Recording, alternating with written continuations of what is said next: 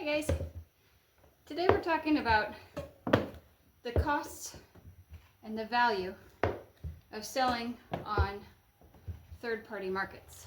Basically, I sell in person, I sell on my own website, I sell on Etsy, I sell on eBay, and I have tried to sell on Amazon. So, in person it's great. You set up at a festival, you open a brick and mortar, people get to see your product in person, and you don't have to use flowery words or nothing to sell them a bar of soap, because it's just a cheap bar of soap, right? On websites, you can tell them who you are, what you're doing, lay it all out. They can peruse it at their own speed, and they can buy it direct from you, which is same as in-person sale, only there's shipping. So it gets a little more expensive. And they get to see the sales tax being charged, which is difficult for some people.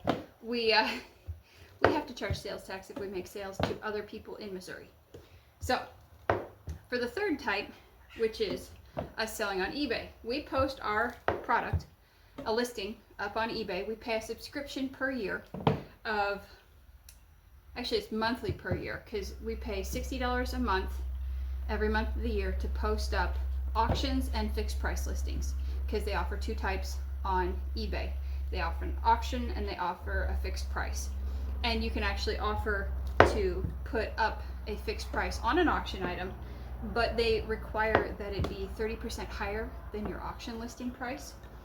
Now, the buyer pays more necessarily on the third-party sites because they charge us, eBay charges 12.5% plus a listing fee.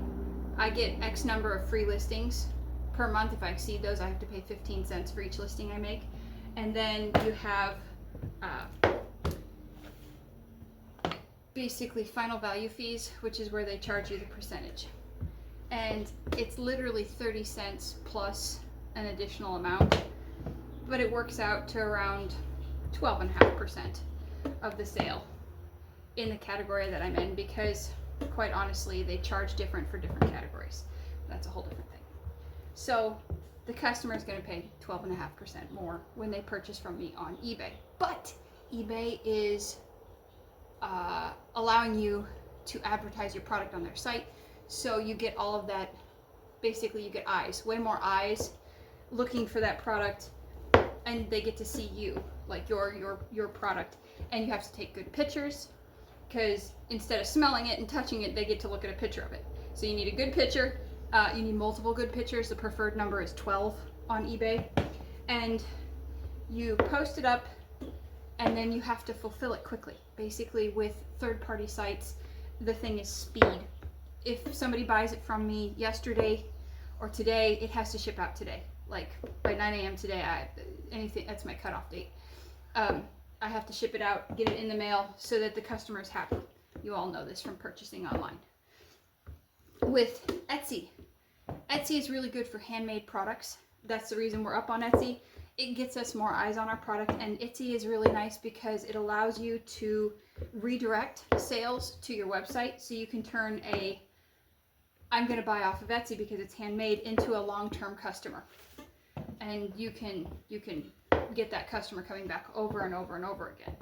I have to tell you, with Etsy, in order to make sales on Etsy, this is kind of a secret, you have to turn your quantities down. You make a listing, it's all fixed price listings.